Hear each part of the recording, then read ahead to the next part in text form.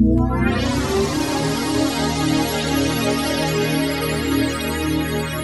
we go again. Welcome to another look at my Alliance characters.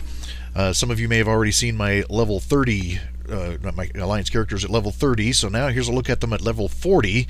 If you haven't already seen the other video, let me explain what I'm doing here. Basically, I wanted to learn the Alliance side of the game. I never played Alliance characters. I also wanted to demonstrate and kind of prove how my gold making technique works. So I started 2 new Alliance characters. I didn't join a guild, I have no friends, I have no help for these characters whatsoever, and I also started 2 characters of class types that I've never played before. I'd never played a shaman or a mage, so that's what I created, is a shaman and a mage. And here she is, my Draenei shaman, just hit level 40. And let's take a look. I went straight, as soon as she hit level 40, went straight to the auction house and got her all outfitted with mail armor, because now she can wear mail at level 40. And some folks will say, well, why'd you go buy armor? Well, because I can. I'm making enough gold that I don't need to wait to get drops from dungeons or hope for some better stuff to come along. I just went to the auction house and bought it. Okay, so that's how she's looking with her gear. Take a look at this. It's level 40, remember, and her tailoring is at 246 already. Her jewel crafting is at 201 already.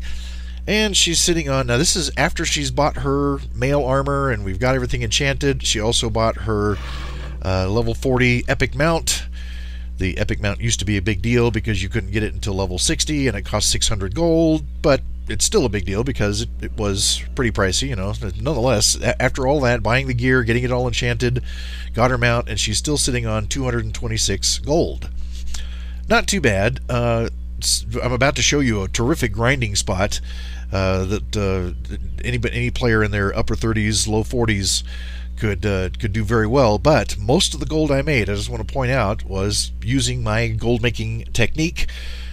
And so that's my pitch for my guide. It's only $14.95. You can check out the guide. And there's lots of other free tips and free videos and stuff at xenaswowguide.com.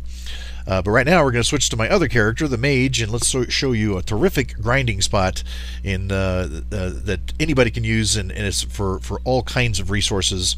So let's go take a look at the mage. And here I am on my adorable little mage. I think the gnomes are just too darn cute, especially when they do that little wiggle dance of theirs. Just got him to level 40. And upgraded a lot of his gear, and you can see every piece of gear that can have an enchantment has a good enchantment, and you know, so he's not, again, equipped with epic twink gear, but pretty good stuff, because again, he is not getting any help. I don't have any higher level friends or other characters. I didn't even join a guild, haven't been running instances. And let's see, how is he doing with his professions. His mining is up to 248, and his enchanting, now this is a level 40 character, is at 215, but he's still sitting on 286 gold. So most folks who take up enchanting think, how can you possibly do that without spending all your gold? Well, there is a way, and I explained it in my guide. There's another pitch for my guide. It's only $14.95, and it's wonderful. So here's this great grinding spot for all kinds of gatherers. If you are a skinner, and let me show you where we are first, of course, the Alterac Mountains. There's where my little Snowbeard character is, right here in this the snowy part of the Alterac Mountains. This whole area in here has lots of good kills for grinding, but it's also a great place for mining and skinning. The reason is these giant Yeti, you can see they're considered humanoids, but if you're a skinner, when you kill them, you can still skin them, and they'll give, I think, heavy leather. But because they're humanoids, they also... Oops, I need to change back to my fighting panel. Here we go. Because they're humanoids, as you should know by now, humanoids are desirable kills because humanoids drop coin and cloth. And these, like I said, even though they're humanoids, they can be skinned if you're a skinner. And see what this guy dropped. So there's, you know, only drop coin, but all humanoids will drop some kind of coin. So that's the cool advantage there. So there's 1.5 silver for a kill that if I were a skinner, I could come back and skin this guy. Now, the reason I like this area for grinding so much, they have the Yetis, of course, that you could skin if you're a skinner, but you're also fighting ogres. What's the advantage to ogres?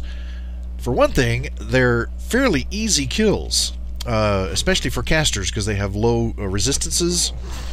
But the big advantage, and to my way of playing, is they don't run away in fear.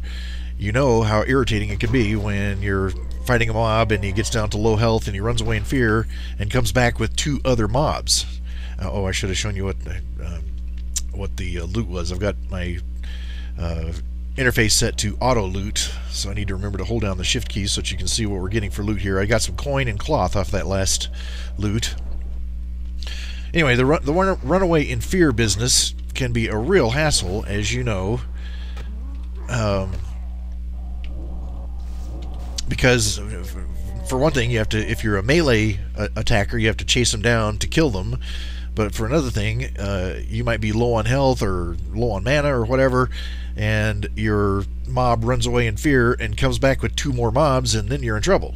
Alright, so here we have 2 silver, 235 copper, and some silk cloth. Great kills. These the ogres will drop coin and cloth almost every time, and well, cloth not every time, but coin certainly every time. Just wanted to get around to show you where all these mines are. So real quick, make this kill. If you're watching me and you're an expert mage player, you're probably laughing because I'm lousy at playing a mage and a shaman. This was quite the learning experience. So you can see here on the mini-map, mithril deposit, iron deposit, plenty of mining nodes here in Alterac Valley. Now the trouble with Alterac Valley is you and I aren't the only ones to have made this discovery. This sometimes can be a crowded area with other people who have discovered, there's another iron deposit, that this is a good mining spot. So if you are, especially if you're on a PvP server and you're running into a lot of other competition, then let me show you real quick some other spots. Let me get out of range. Alright. Take a look at the map. We'll come down here and take a look at Hillsbrad Foothills, which is just below the Alterac Valley. Right there is a cave in Darrow Hill. Now, again, that is a popular spot. And if that's crowded, because, again, this is Hillsbrad Foothills, which is a popular place for gankers, come over here to Arathi Highlands, and there's a fantastic cave right here next to Hammerfall. Dry Whisker Gorge is what it's called. That's what I was trying to find. And there's a terrific cave up in there. You make lots of kills and get silk and sometimes mage weave and coin drops, but also find plenty of mining nodes. So if you're a miner, those are some great spots. If you're a skinner, the Yeti over here in the Alterac Mountains are terrific kills. Now, I know you herbalists are saying, well, what about us? Okay, if you are an herbalist, the place to be in your mid to upper 30s, low 40s, Dustwallow Marsh or Swamp of Sorrows. Think of it. You've got a marsh and a swamp. What's in marshes and swamps? Lots of plants, lots of herbs. Especially in Swamp of Sorrows, you'll find a lot of that strangle kelp, which is often very valuable and hard to find. Okay, so there's some tips, and there's a look at how my new characters are doing. That I've got them up to level 40. This has been a fun exercise and a nice learning experience, but I'm kind of getting eager to get back to playing my level 80 Warlock on the Horde side. So I may leave these guys here. I may come back and level them up some more later, but for the time being, that was the success story. The gold making technique works fantastic, and I've learned something about the ally side and about mages and shaman. What fun! So thanks for watching, and please go ahead and check out Xena'sWowGuide.com. Find a lot more fun and free tips, and you might decide to buy my guide, which would be cool. Again, thanks for watching, and here's wishing you many great kills and great loots.